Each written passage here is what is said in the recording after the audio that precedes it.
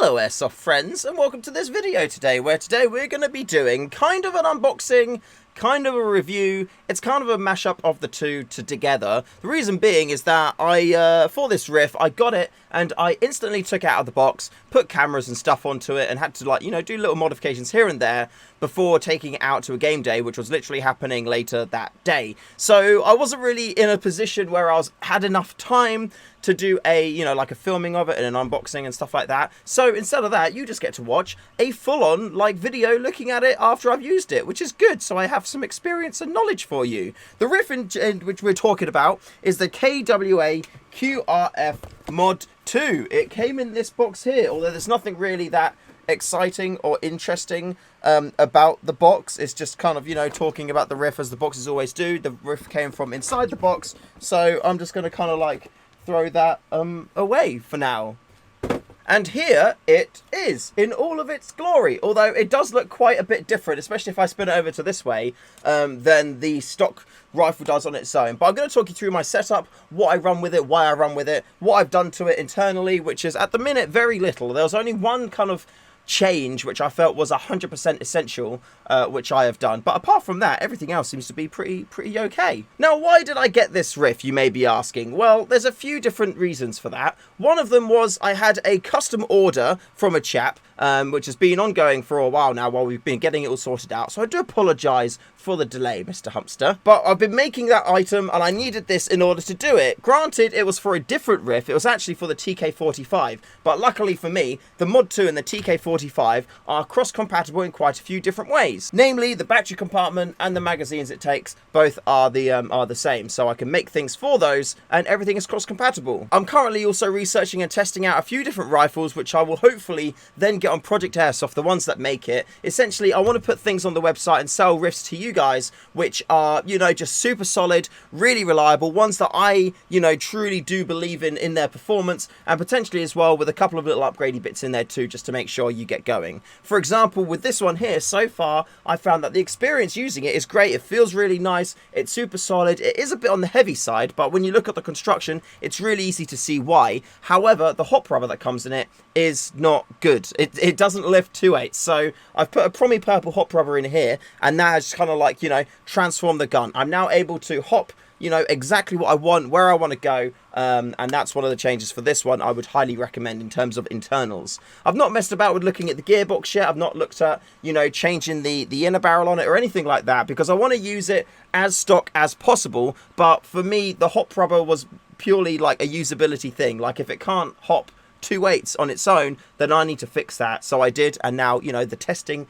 is continuing. I did mention a couple of the custom parts for that build, so I'm just going to quickly show you those first, actually, because if you've got yourself a Mod 2, then these may be things which you'll be interested right off the bat. The first one of those is the extended battery compartment here, which you can see. Now, it's pretty much very similar to the original one. However, instead of just cutting off the battery compartment here, you have an extra 45mm, I think, of battery space, which allows you to put in longer batteries just like this. Because I didn't want to buy extra batteries just to use for this. I like to have a certain amount of usability between all my riffs, and having this one only be able to use one type of battery, for me, it's not really a great way to spend money, and I'd just, much rather just take one battery to a game day and a few different rifles and just know that that battery can work in anything I choose to run. That is one of the new items. You've got the cheeky Project Airsoft logo on the back there, which looks very pretty. If I cover my face up, you'll be able to see it a bit better. There we go. Yum, yum, yum. And the other thing is a drum magazine. Now, the riff did come with 120 round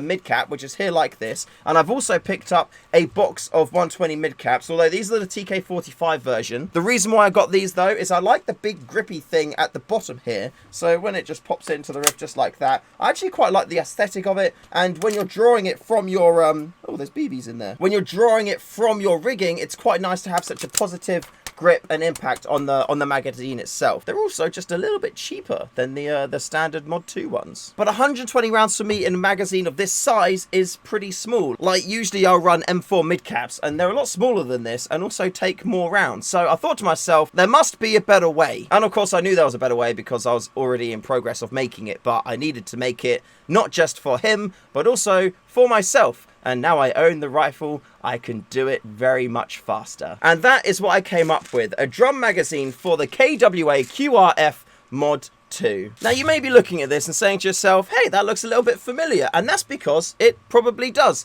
The bottom part of the drum magazine is the 1200 round Battle Axe sound activated magazine. So the cool thing about that is if you flip it to the right hand side, it goes into sound activation mode, and when you're shooting your riff, every time it hears a shot, it winds it automatically. And if you put it onto this side, which is just the auto winding feature, it just automatically winds it, and BBs then inevitably go everywhere. Stop, please.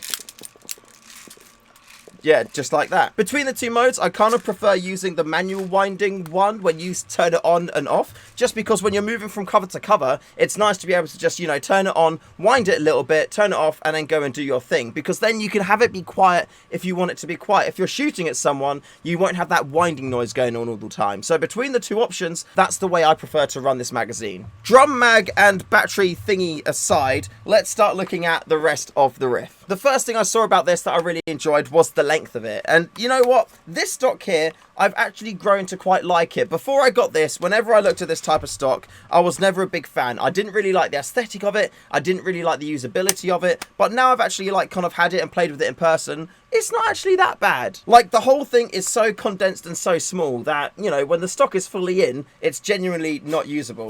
You slide it out to the first step. Even here, it's a little bit close, but this is definitely usable, and I like the fact that I could, you know, just be really tight in and small with this. Because I've been playing more CQB, even in woodland, kind of like traveling around and like getting through trees and getting those angles is something which is very, very useful to do. So the overall length of this is very nice. I have said it is a little bit on the heavy side. It's like a full metal construction apart from the grip and the stock itself. So yeah, it is quite weighty, but because it's also quite small, that weight isn't like far away from you. It's very manageable because it's always being held very close to your body. I did put this angle foregrip there on the front, which is like an M-lock one, and if you look carefully at it, you'll see that I have cut in on here and on this side, and that's because the way this bottom bit of the handguard is made, there's not a huge amount of space there for a forward grip. So I do recommend, if you do get one of these, put an angle grip in here and then just chop off some of the sides of it to make it fit right. Because I've done that, it's now super snug, and it's, again, like I can hold it really close into my body, so the weight of it, it doesn't really feel like it's affecting me on the day, you know, like it just feels really nice and snug, like it's supposed to be there. You may have noticed this cheeky thing on the side here. This is one of my Project Airsoft grenade strikers, the M-lock version to be precise. And what this does is it allows you to get, like, you know, a Mark 5 grenade, although this one is missing the bottom part of it, but it allows you to take a Mark 5 grenade, strike it on the side of your gun, and then throw it off and then blow people up, because the tops of them are really, really naff. If you use the Mark 5, you know what I'm talking about. You strike it, either the top disappears when you hit it and then it doesn't work, it doesn't light, or when you go to use the top, it's just missing. So yeah, if you want to use these grenades, get these strikers. There'll be a link in the description below, along with for the drum mag and the little back plate thing. Here's a clip from a video that's not yet live of me actually using it in the field, getting some kills.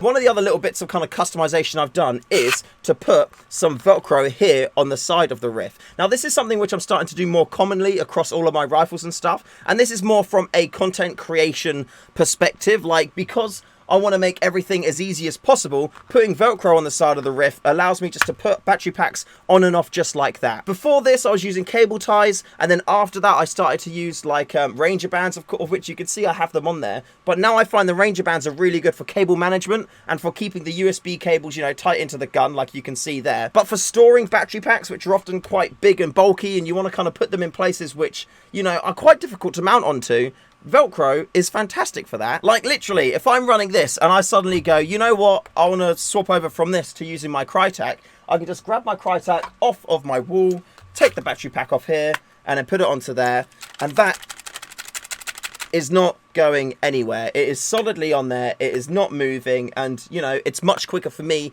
to re-rig my camera up ready to shoot. I did a recent video as well talking about the Feiatu red dot sight which they sent me, and I have that on the riff here still, and I really love the aesthetic. I think it really matches the rifle really nicely, and I said really a lot in that sentence, but it's true. Like, it just looks nice, it works nice. Another new item, and I'm gonna stop spouting all of these new item things at you, but it's just because we've been putting so many new items onto the website, which is why I'm kind of of like going over it, is this 28mm red dot cover. It's got a little Perspex disc in there, so if it gets shot by BBs, the BBs will just like bounce off it. Comes on just like that, and you push it onto your red dot sight, and that's it there. Now on there, protected. And the great thing about it is it doesn't change the aesthetic of the red dot. I hate those little shields that you get, because for me, it just, you know, when I use them, I look at the shield, and it just ruins my immersion. It makes me feel like I'm playing with a toy gun in the woods with a load of grown men, which I am, but I don't necessarily want to feel like I'm doing that. So this, anyway, keeps the aesthetic, it keeps your red dot sight protected. And yeah, again, a link to that is below for it on the website. Check it out, and yeah, you'll love it, I'm sure. Look at that, boom. Shameless plugging done. Let's get back to the rifle here. So we have put the Picatinny Rail on. It does come with a few different options of Picatinny Rails. I've mounted this one on here. Again, this is one of the things which I've cut off with my Dremel. So if I do a super zoom in, you'll see this corner has been cut off. And the reason for that is when I'm holding the rifle like this, the rail actually does kind of like come in and cut into my hand a little bit. So that hand now fits perfectly in to that little bit I cut off, and it's kind of like, you know, comes under that customization thing, which I'm always squawking on about. Seriously, if there's something in your rig which you don't like or is uncomfortable, you can fix it. There's always going to be 101 different things you can do in order to make your rig, you know, run better and be more comfortable for you. And these are just all little creature comforts which actually do make a big difference, because now when I'm playing, I'm not always thinking about, oh, that Picatinny Rail's poking into my finger and isn't very nice. I'm just like, right, my hand's comfortable and in the right spot. It's another point of contact which gives me a positive, you know, feedback that I'm holding the rifle right, and now I can just focus on, you know, taking people out, which is the headspace we all want to be in when we're playing airsoft. Out of the box, this was a tiny bit hot for UK sight limits. However, I feel like that's probably going to be to do with the hop rubber in there versus like the rest of the gun, because when I changed the hop rubber over, it did bring the FPS down a bit, and I think that's because that one's going to be engaging more and gripping the BBs more, which is ultimately going to take a little bit of that power out of the shot too. So yeah, out of the box, power wise, you're not going to be, you know, upset by that. There may be a chance you'll be a tiny bit hot. You could change the weight around to get to the right FPS for your sight, but hopefully everything will be okay, and maybe I just got, you know, a spring that was a little bit too excited. Springs always take a little bit of time to run in anyway. Like this, I've taken 2-3 game days, I think now, and the FPS has come down a little bit. So if you are a little bit over FPS when you get it out the box, just, you know, just take a load of shots with it. Put 1,000 or 2 rounds through it, just, you know, for the hell of it, and that will start to wear the spring in and bring down that FPS just a little bit. So overall, what are my thoughts on this? Well, with 11.1 volt lipos, which I run in there, I must say I'm very happy. It's a really fun riff to use, and if you watch the videos, which I've got on the channel as well, the gameplays, it genuinely sounds like HPA. It's quite snappy, although there is a lot of movement like in the trigger before the shot takes in. However, I am looking at getting a Titan installed in here as well by my boy Smalls Airsoft Tech. Check him out on the Discord, give him a shout if you need any tech work done. He's very good at that kind of thing. So yeah, there we go. First kind of thoughts, or second or third thoughts, after running the KWA QRF Mod 2. And closing thoughts are, it's a little bit on the weighty side, but because it's super stubby, you don't really feel it. The hop rubber needs to be changed out, and I recommend Promi Purple for every single AEG that's out there. Power wise, it's right on the nugget. It's really lovely. And yeah, the aesthetics of it, it just looks nice, it feels nice, and when you pair it up with one of these cheeky drum mags, you're going to be spending the whole day just running around laughing your head off, because you won't have to reload. This is literally the same as 16 of the 80 round magazines, or about 13 of the 120 round magazines, so you don't have to worry about running anything on your rigging. You just need to worry about that, which gives you more room for grenades, so you can do things like this. Be careful, you can come out. Hit! Medic! Someone med him. There's more, is it? He's got a grenade. Good try, good try. Thank you all very much for watching. I hope you've enjoyed the video today. Huge shout out to all of my patrons for supporting the channel month on month. You guys are awesome. Genuinely, thank you all very much for supporting the channel. It means so much to me. Also, I've spoken about them a lot in this video already, but Project Airsoft, go check out the website. If you've liked or seen any of the things I've said in this video, then there are links below to those specifically in the description below. The grenade strikers are quite a new item, but there's an M-Lock version, a Picatinny version, and a Molly clip version for you to put on your rigging. And I do have a new version as well, which will be going on the website shortly, but I'll give you more information on that in a future video. And of course, everyone in the Discord community, thank you for taking taking part, and I'm so happy that you've, you know, found a nice little pocket of the internet where you can feel at home, comfortable, and find a load more airsoft friends to just enjoy airsoft with. If you'd like to join that community, again, a link is below in the description, and we'll see you over there. And until next time, thank you again for watching. Remember to call your hits, and I'll see you in the next one.